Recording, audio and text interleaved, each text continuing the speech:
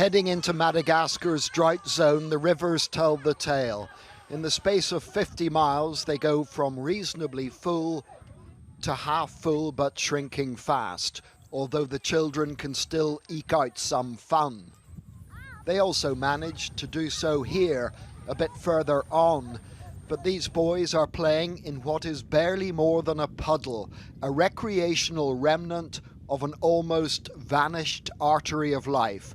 And it may be that for people here, the burning of fossil fuels elsewhere has been a scorched earth policy, one that has created this river of sand. In the isolated village of Marafoti, the children don't have the energy to play. Their distended tummies and stick-thin arms tell the tale of human suffering. They have a word for it in French, the carré, which means the drought that causes hunger. The village elder explained that while periods without rain are common, this drought had gone on for more than 3 years. He said all their crops were failing and they'd been reduced to eating cactus flowers. This isn't sustenance, however, for the cactus has no nutritional value.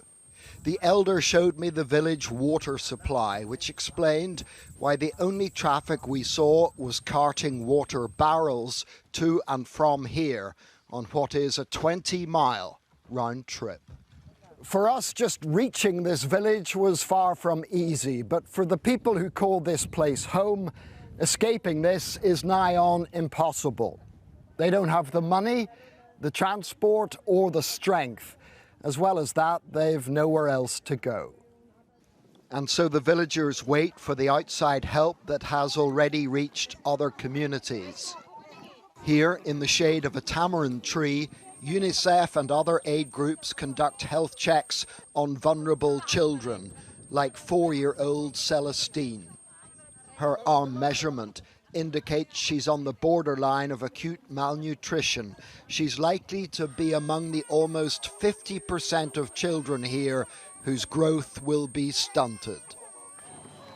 While food aid is reaching the main population centres, access to rural areas is difficult. This is the main road, the grandly named Route Nationale. We managed to average 10 miles an hour. Aid groups know people beyond their reach are starving to death. The most recent fatalities in a mountain village.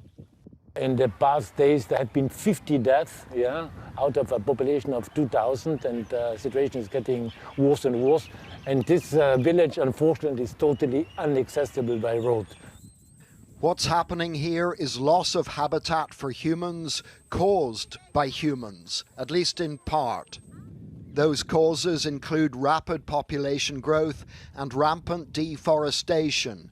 But if, as the UN claims, this place is facing the first climate change famine, then you and I are more to blame than the people who call this home. John Irvine, News at 10, Southern Madagascar.